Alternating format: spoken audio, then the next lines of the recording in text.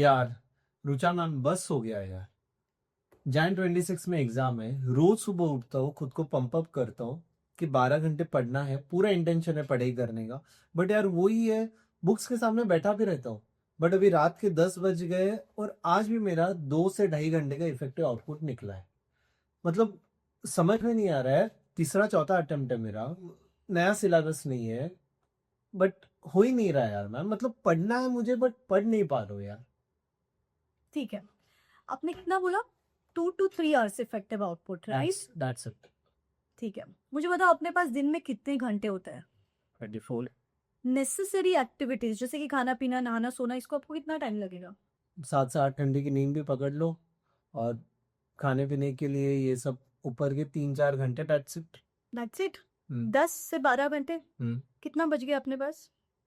12 घंटे। Okay, and आप बोल रहे हो आपका आउटपुट निकलता है 2 से 3 घंटे का, राइट? सो कभी सोचा है what are we doing for rest of those 10 hours? यार मैम क्या होता है ना, ऐसे देखोगे तो 12 घंटे बच जाते हैं, सही बोल रहे हो।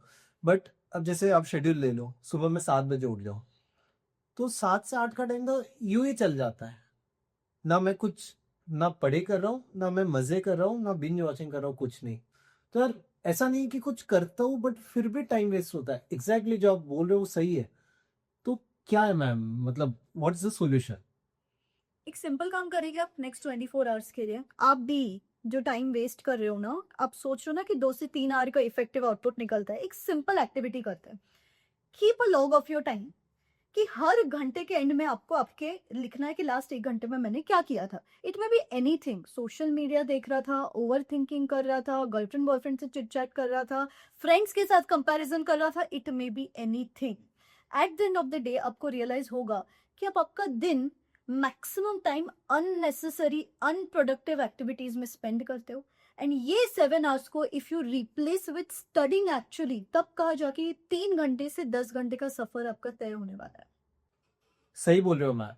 मैं आज से, इनफैक्ट अभी से ही मेरे हर घंटे का लॉग एक डायरी में लिखना चालू करता हूँ, और शायद 1 आध 2 दिन में ही मुझे समझ में आ जाएगा कि यार इतना चंक खामखा वेस्ट हो रहा है। गाइस आप लोग भी अभी से एक नोट मेंटेन करो। 2 दिन की बात है, हमें समझ में आ जाएगा हमारा कहाँ पे फालतू टाइम वेस्ट हो रहा है। And let's comment in the comment section below कि I am gonna keep a log of my every hour, because every hour is like gold now. चलो मैम, फिर कल से लेक्चर्स देखना स्टार्ट करता हूँ, क्योंकि फटाफट लेक्चर्स कंप्लीट करके नेक्स्ट मंथ की मैराथन भी तो देखनी है। Bapre, the biggest problem with today's students. Tell me the last time you took this pen in hand. जरूरत ही नहीं है मैम। लेक्चर्स हो या फिर कुछ भी हो, सब कुछ डिजिटल है। और सर टीचर तो क्या, प्रैक्टिकल क्वेश्चंस वगैरह भी सॉल्व करके दिखा देते, तो हो जाता है। मतलब एंड मतलब लिखते जाएंगे तो टाइम भी थोड़ा ज्यादा लगेगा, पढ़ते रहते हैं देखते रहते हैं, तो चीजें पास हो जाती है। आप भी ऐसे ही करते होंगे। आई एम प्रिटी श्योर आपको लगता है टाइम सेव कर रहे हो सिर्फ लेक्चर्स देख के। क्वेश्चंस कौन सॉल्व करता है? इवेंचुअली तो आपको रिटन पेपर देना है ना एग्जामिनेशन में जाके। फिर बाद में बोलते हो कि मैम मेरा तो पेपर ही खत्म नहीं हुआ, मैम मुझे तो क्वेश्चन से इंटरप्रेट नहीं हुए, मैम मेरे तो एमसीक्यू से सॉल्व नहीं हुए। क्योंकि कभी भी प्रैक्टिस करके देखी ही नहीं चीजें।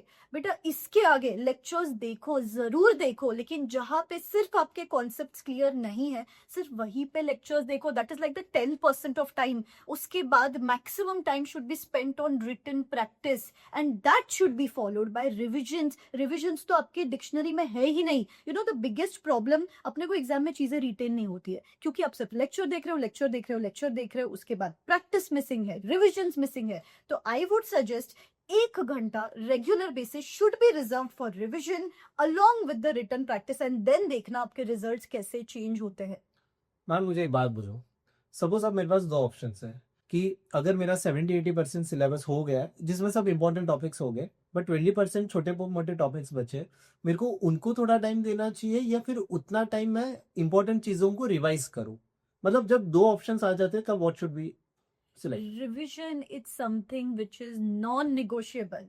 यू नो आपने वो कोट सुना होगा, I don't fear the man who has mastered 10,000 kicks, I always fear the man who has mastered 1 kick 10,000 times. फिर भले ही आप 80 मार्क्स का पेपर लिखो जाके, उसमें से 60 मार्क्स श्योर शॉर्ट आएंगे, और अगर पूरा 100 मार्क्स का सिलेबस कवर करने की कोशिश करोगे तो एग्जाम में कुछ नहीं याद आएगा, and then you will land up failing in exam. So revision is something which is non negotiable.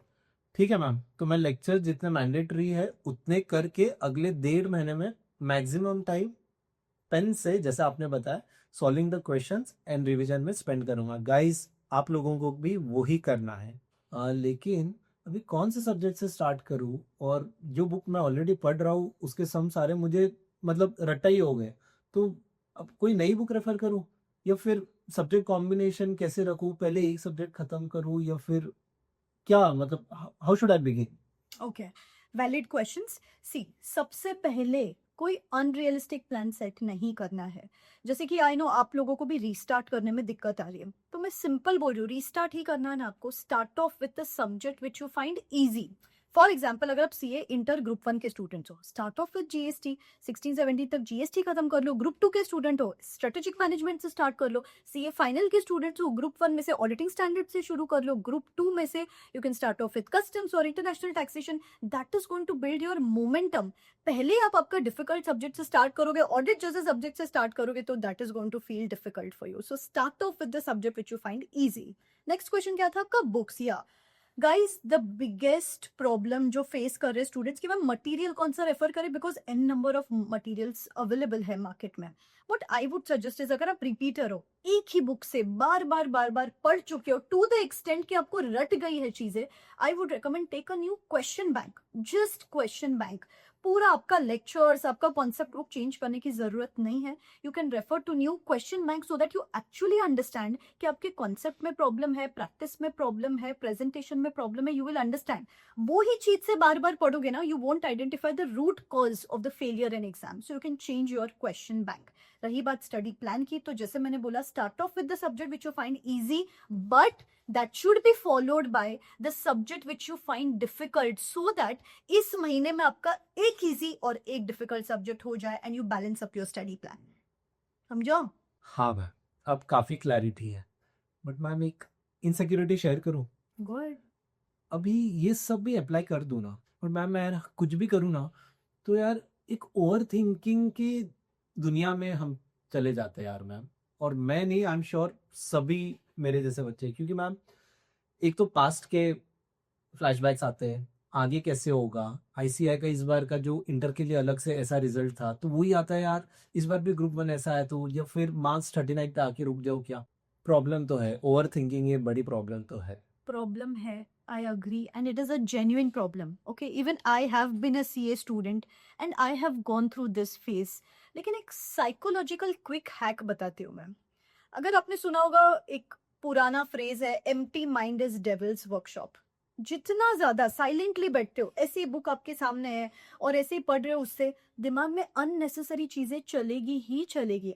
What I would recommend is, don't sit ideally. शांत बैठो ही मत। कभी आप मूवी देखते हो, किसी की फ्रेंड के साथ फोन पे बात कर रहे हो, तब तो ओवर थिंकिंग नहीं होती है।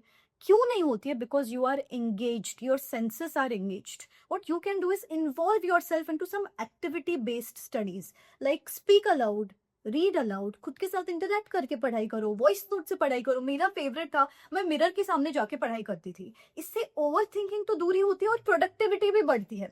You know, this engages all your senses. और ज्यादा से ज्यादा ही ओवर थिंकिंग हो रही है ना, जो भी आपके दिमाग में थॉट चल रहा है, पेन पेपर लेके वो थॉट को लिख दो। I will deal with this thought after 2 months। यहाँ पे क्लटर बढ़ता है ना, तो प्रोडक्टिविटी कम रहती है। तो क्लटर दिमाग में नहीं, पेन पेपर पे उतार दो, and I will deal with it after 2 months। सी, इससे प्रोडक्टिविटी भी बढ़ेगी एंड ओवर थिंकिंग भी आज बे रहेगी फॉर श्योर। काफी हद तक सॉर्टेड लग रहा है। वन लास्ट क्वेश्चन कि मतलब टेस्ट सीरीज देना कंपलसरी है? मतलब अगर हुआ तो टेस्ट दूं, नहीं हुआ तो टेस्ट नहीं दूं, चलेगा? मतलब it is absolutely non negotiable. आपने लास्ट 3-4 अटेम्प्ट के पेपर्स देखे हैं? Of course you have been a student, right? बहुत ज्यादा लेंदी पेपर्स है। कितने मार्क्स के पेपर्स लिख पाए आप ऑन एन एवरेज?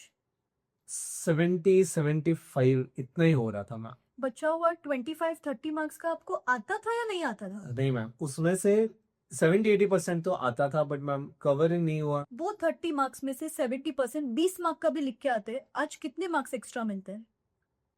मैं तो पास हो चुका रहता। Exactly, exactly, this is the most under estimated चीज। लेकिन सबसे इंपॉर्टेंट चीज, बहुत लेंदी पेपर सेट हो रहे हैं, बहुत लेंदी एमसीक्यू सेट हो रहे हैं, बहुत लेंदी क्वेश्चन सेट हो रहे हैं, क्वेश्चन पढ़ते पढ़ते ही बच्चों को नानी याद आ रही है। So it is very important you get used to that pattern, you get used to the speed, you get used to the time management, और इसके लिए आपको टेस्ट देना ही देना है। ओके, तो मैम क्या आप ले सकते हो मेरी टेस्ट सीरीज? 100%, सिर्फ आपकी नहीं, आप सबकी। I am going to take detail test series in my last month workshop, जिसके एनरोलमेंट्स अभी बिगिन हो चुके हैं, जिसमें मैं आपको हर सब्जेक्ट के 3 portion wise papers, 1 MCQ paper and 3 full course papers provide करती हूँ। इतने सारे बच्चों ने ऑलरेडी एनरोल कर लिया, they are already giving the test, I am giving them the evaluated answer sheets, they are exactly understanding their mistakes and they are already working upon it. And ma'am अगर हमें कुछ guidance चाहिए आपका test series के साथ, तो क्या आपका मेंटरशिप भी मिलेगा इसमें? 100%. There are going to be 10 live Powerpacked sessions. I'll personally come live after every 2 to 3 days. I'm going to give you a list of selected important chapters कि जैसे कि सिर्फ 30 to 40 days बचे हैं, सिर्फ ये selected chapters कर लोगे तो भी we are good to go for the upcoming exams. Her session के एंड में there is going to be a personal Q&A session. You can ask me your doubts there as well, and her student का question answer किया जाएगा।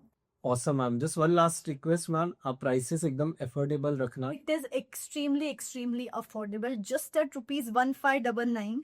मैं आपको detail test series along with the mentorship, इसकी market value कुछ 7-8,000 rupees के आसपास जाएगी, वो बस आपको यहाँ पे 1600 रुपीज में मिल रही है, बट बहुत कम टाइम के लिए ये अर्ली बर्ड डिस्काउंट ऑफर चल रहा है। एंड मैम मैं कहाँ से एनरोल करूँ? डिस्क्रिप्शन बॉक्स में लिंक दे रही हूँ ना, you can go and enrol yourself. ठीक है मैम, तो मैं अभी एनरोल कर लेता हूँ, और आपने जो जो सब पॉइंट्स बोले हैं ओवर थिंकिंग पे, स्टडी प्लान पे, how to manage every hour, मैं उस पर कल से ही इम्प्लीमेंट करना, इनफैक्ट आज से इम्प्लीमेंट करना चालू करता हूँ। Go for it, Thank all you. The very best. Thank you, ma'am. और आप भी किसी भी मोटिवेशन का वेट करना बंद करो। Let's not wait for that one day to arrive, today is the day one. Believe in yourself. This is me signing out. All the best, bye bye.